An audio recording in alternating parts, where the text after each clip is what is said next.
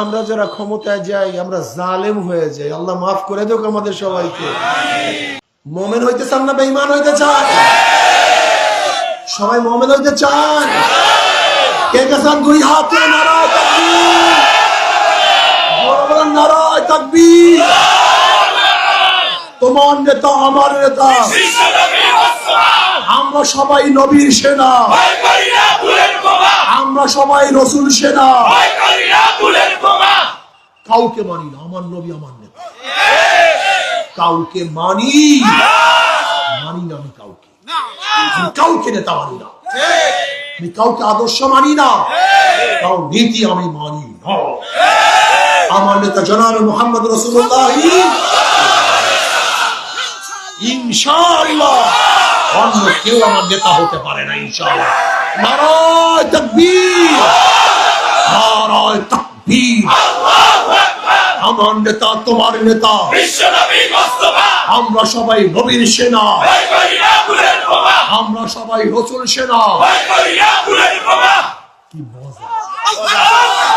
কি মজা রে ইনশাআল্লাহ।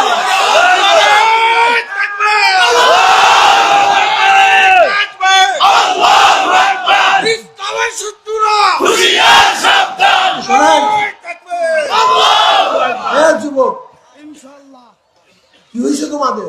ইসলাম কবে মানবা?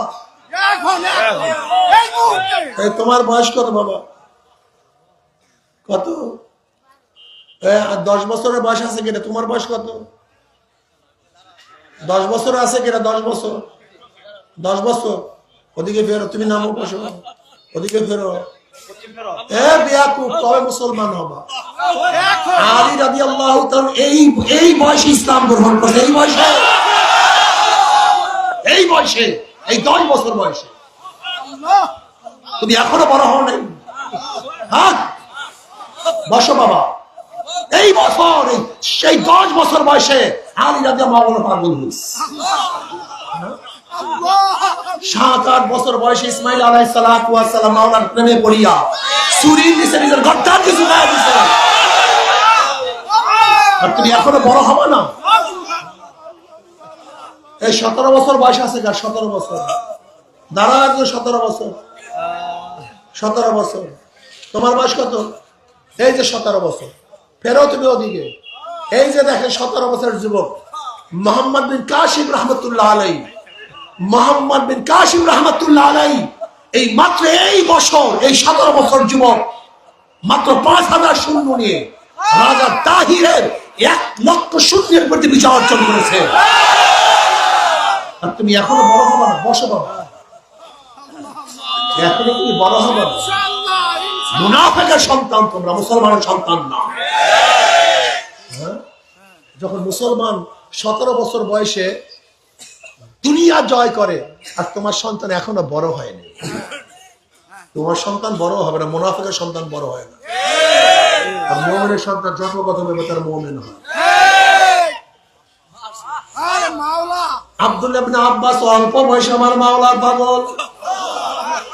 আব্দুল্লাহ ইবনে ওমর অল্প বয়সে আমার মাওলার পাগল। আব্দুল্লাহ ইবনে মাসউদ অল্প বয়সে আমার মাওলার পাগল।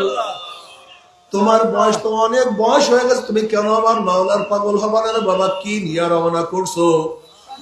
কোথায় রওনা করছো? কি নিয়ে রওনা করছো? খবরদার, হাসিবু ক্বাবলা আন তুহাসাবু।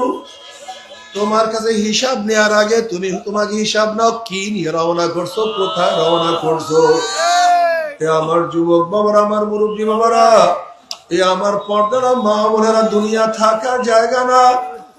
দুনিয়ায় কেউ থাকতে পারে না, আমি তুমিও দুনিয়ায় থাকতে পারবো না। বাবারে গতকালকে আমাদের এলাকায় মাহফিল করলাম।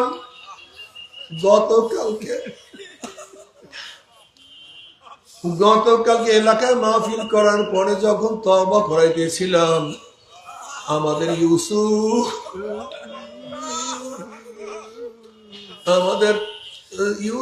যুব আন্দোলন সভাপতি আমার কাছে রুমাল লাগাইয়া দিছে। ওই ইউসুফের রুমাল দিয়ে আমি সবাইকে তওবা করাইলাম। আমি মাহফিল শেষে মাহমুদিয়া মাহফিলে চলে গেলাম। ইউসুফ আর ভাইরা বাড়ির দিকে রওনা করছে। আমি মাহফিল থেকে নামার পরে মাহমুদিয়ার মাহফিল থেকে নামার পরে শুনি ইউসুফ আর দুনিয়াতে না।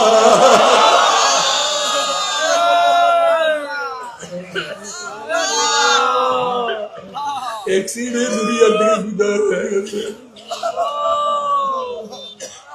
আমি মাহমুদিয়ার মাহফিলের শেষে হসপিটালে গেলাম, বরিশাল মেডিকেলে গেলাম। ইউসুফকে দেখলে আমি সহ্য করতে পারি না।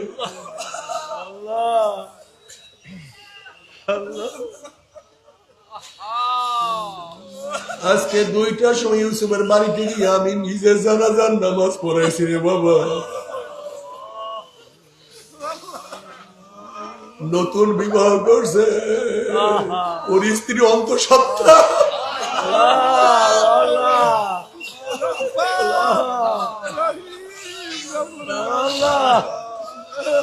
ও যুবক বাবারা, ও মুরব্বী বাবারা, আমার পর্দার মা বোনেরা, আমার মাওলার সামনে কোন মুখে দাঁড়াবা? আমার নবী আলাইহিস সালাতু ওয়াস সালামের সামনে কোন চেহারায় দাঁড়াবা?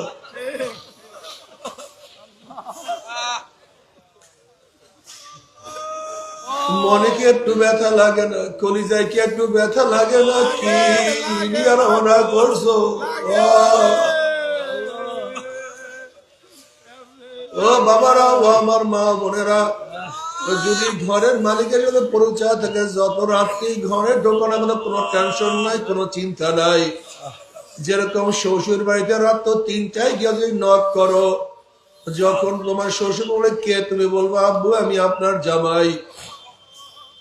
অমনি শ্বশুর লাভ দিয়ে উঠবে, বাতি জ্বালা, দরজা খোল, পানির ব্যবস্থা কর, খাদ্যের ব্যবস্থা কর, বিছানার ব্যবস্থা কর। আমার জামাই এত রাত্রে কেন আসছে? আমার জামাই কোন বিপদে পড়ছে? জলদি দরজা খোল। যেহেতু ঘরের মালিকের সাথে পরিচয় আছে, যত রাত্রি ঢোকো না কোনো টেনশন নাই, কোনো চিন্তা নাই। কিন্তু ঘরের মালিকের সাথে যদি পরিচয় না থাকে, গভীর রাত্রে নক করলে বলবে কে, পরিচয় দিতে না পারলে চোর আসছে, ডাকাত আসছে, ওকে বান, ওকে মার, ওকে ধর, ওর গুন্ডা, ও বদমাশ, ও চোর, ও গুন্ডা।